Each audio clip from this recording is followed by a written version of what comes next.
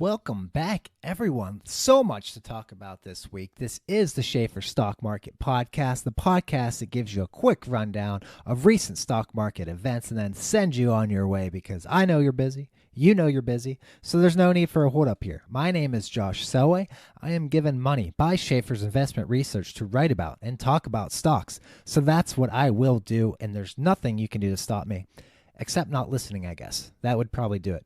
Anyway, we have some important companies to talk about this week on the pod, and I'm just going to gloss over the broad market stuff because it's all revolving around China negotiations, and to be honest, by the time you listen to this, everything will probably have changed anyway based on what's been happening this week. One day it looks like a deal might get done with China. The next day the market's selling off after Trump tweets something.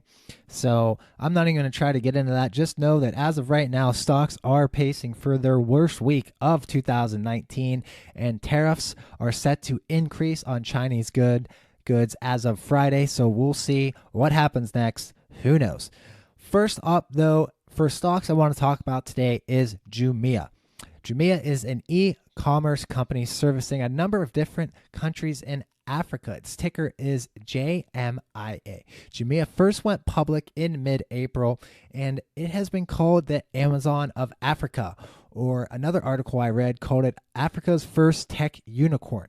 So it got a lot of publicity as it tries to address many needs in Africa in these emerging markets.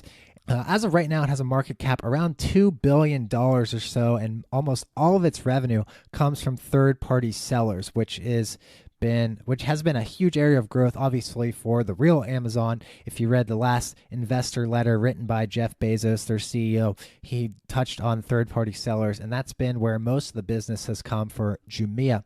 But the big issue for Jumia is that working in Africa and some of these countries, these are developing areas, and these services in Africa, since they're being applied to all these different places, many of them are in different phases of their economic development, meaning they all have certain needs and makes it difficult to do business there. According to MarketWatch, the company services 14 countries in Africa that account for 74% of the consumer spending across the entire continent. But Jumia has struggled with the delivery for many reasons, and one of those reasons is that a number of its customers are unbanked, meaning they have to use cash, and that means that they have to be home and there when their item is delivered to give the cash. And of course, many of these regions are also plagued by political instability, which makes it hard to do business there as there's a lot changing and just a lot of instability in general in a lot of these countries. And actually, in a note this week, while most of the brokerage firms that initiated coverage on Jumia after its blackout period ended, they issued mostly hold ratings on the stock, and the price targets were around $40 each. But Morgan Stanley, however, hit Jumia with the equivalent of a sell rating, citing data that showed only about half of its active buyers returned to the platform a year later, and they attributed this to the immaturity of the markets that Jumia is serving. The stock was trading in the mid-30s before that note hit, and that sent it down under the 30s. As Morgan Stanley said, that price did not reflect the uncertainties it sees surrounding the company. That stock was last seen trading around $28 per share after another big bearish note came out today that I'll touch on in just a sec. But I just want to say that the stock initially, the day of its IPO, it blew up. It was eventually traded as high as $38 after it IPO'd in the teens. So investors initially were sending this stock way higher. And as I was reading up about this company, I found this article from the africareport.com from around the time the company IPO'd, and they interviewed another tech CEO who suggested that Jumia should have invested more into filling in the gaps in its African supply chains, that would have helped the company overcome some of these issues that are now affecting it. And the company also has been criticized because it bills itself as this breakthrough in technology for Africa and for African businesses and African consumers. But it was founded apparently by two guys from France back in 2012, and it was originally headquartered in Germany. So some say that they're just using this angle of Africa's first tech startup or whatever, first unicorn, as just a marketing angle. And the company is still losing a ton of money, though its CEO said that losses, quote, bottomed out in late 2018, so that they have a vision for how to eventually turn a profit here. So all the same, what I referenced earlier for a big bear note today is, as I was preparing this, Citron Research came out with a note that said Jumia is literally worthless and that it's the worst abuse of the IPO system in almost a decade. Again, this is Citron Research, the infamous short seller that makes a lot of news with its short notes, and this is definitely one of them. It said that in its 18 years of publishing about the stock market, Jumia is the most obvious fraud it has seen. So Jumia getting hit from a number of different angles. A lot of investors sent it higher at first, but Citron Research said it is worth absolutely nothing. Speaking of IPOs, one of the biggest ones lately was Beyond Meat, ticker BYND. It had a huge start to its trading life. The vegan burger specialist opened for trading at $46 per share on May 2nd, and it ended up rallying that day all the way up to $73 before closing at $65.75 per share, and it was last seen trading around $68 or so. Going back further to look at the company's history, it was founded back in 2009, and it got some initial early investments from names like Bill Gates, and even meat giant Tyson Foods actually held a stake in the company before offloading its position shortly ahead of Beyond Meat's IPO. And Tyson itself now plans to introduce its own meatless products this coming summer. So more competition moving in from Beyond Meat.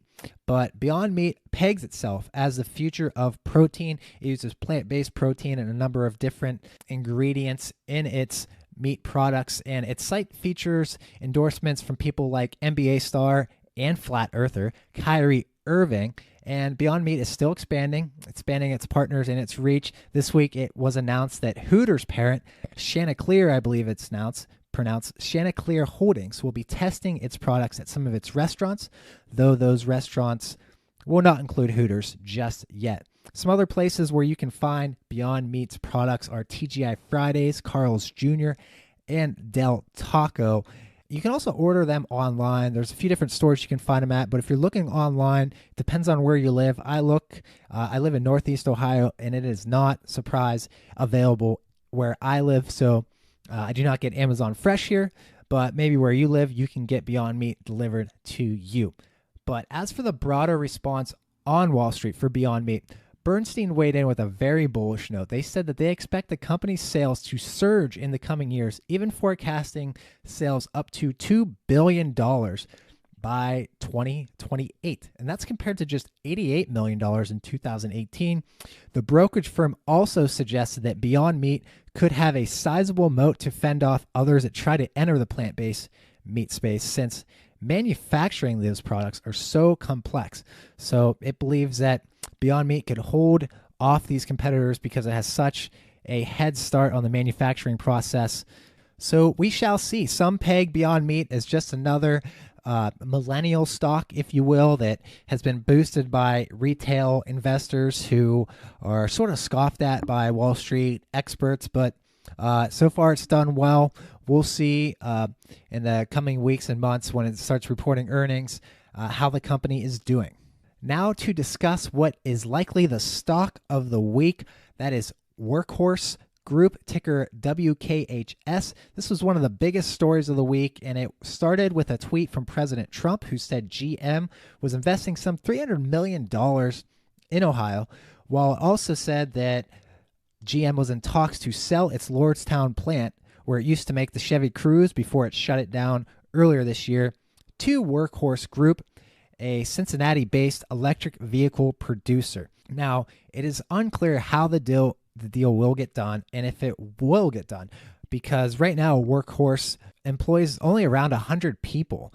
And the company did say that the potential deal could bring back, quote, hundreds of jobs to Lordstown, but I don't know how happy that'll make the people around Lordstown. And as I mentioned, I live in Northeast Ohio. I'm less than an hour from Lordstown, so this is pretty close to home from me. Obviously, a lot of anger, a lot of upset people around the closure of that plant. Such a huge plant when you drive by it. It's enormous. and it actually had 4,500 people working there before its closure this year. So that quote about hundreds of jobs, if that's 500, even up to 1,000, that's still just a fraction of the workers that were at this plant before it closed down. So we'll have to see how Workhorse, develops that plant, if it does even in fact sign this deal. Workhorse, some more information about it. It's apparently hoping to land a deal with the Postal Service to provide trucks to the post office. And according to the New York Times, it also already works with UPS and FedEx. But back in January, the company received $35 million in financing from hedge fund Marathon Asset Management after only recording sales of $763,000 in 2018. So the finances look a little shaky there for Workhorse. But the news this week initially had the stock up some 200% in a day. And they were last seen trading around $2.25 per share. All right, let's do some quick hitters here on some other names to watch from this past week. EpiPen maker Mylan, ticker MYL, got demolished. It had its worst day in almost 20 years and fell to 6-year lows. It continues to have issues with its plant in Morgantown, West Virginia. The government weighed in there a while back and said it needed to clean up some of its activity there, and it's still having issues with that. The company reported disappointing quarterly results as well, so it's been getting punished by investors, and a number of analysts weighed in bearishly as well on Mylan. Meanwhile, cloud concern Salesforce, ticker CRM, has seen some very interesting options trading today. Options trader potentially paying $7.7 million to buy to open the September 155 calls. This would be a huge bet on Salesforce stock running above $155 in the months ahead. And that stock actually was last seen trading right at the $155 level. So some pretty confident trading going on there on Salesforce. And finally, to give you some insight on 3 big earnings losers this week. Online education stock 2U, ticker TWOU. This was a name I followed for a while. It had been outperforming in recent years, but lately it has been crushed, and it got crushed again after earnings. It's been basically cut in half in recent months. And another big earnings loser this week, 3D printing name 3D Systems, ticker DDD. That's always been a very volatile stock, but now it's trading at new lows as well. It's falling into single-digit territory after spending many months in the teens. And rounding out our earnings losers, portable oxygen supplier Inogen, ticker INGN, had a huge loss earlier this week. One winner, on the other hand, after earnings today, Roku, trading up some 26% after earnings. That's a stock that really, for the most part, has been doing quite well since going public and hit all-time highs today. And a lot of analysts really like Roku as a play on the streaming entertainment space as that becomes more popular and more millennials like me cut the cord. But folks, I'm going to leave it right there for this edition of the Schaefer Stock Market Podcast. I am getting out of here, but before I go, let me recommend to you to check out Schaefer's on Twitter, on StockTwits, on Facebook and Instagram, or just go straight on over to schaefersresearch.com. Check out our free newsletters or some of our trading products if you're interested in that as well. If you want to follow me, I'm on Twitter at Selway, SELWAY 151. Otherwise, guys, I will talk to you next week. Thank you so much for listening. I really appreciate it. I'm out of here.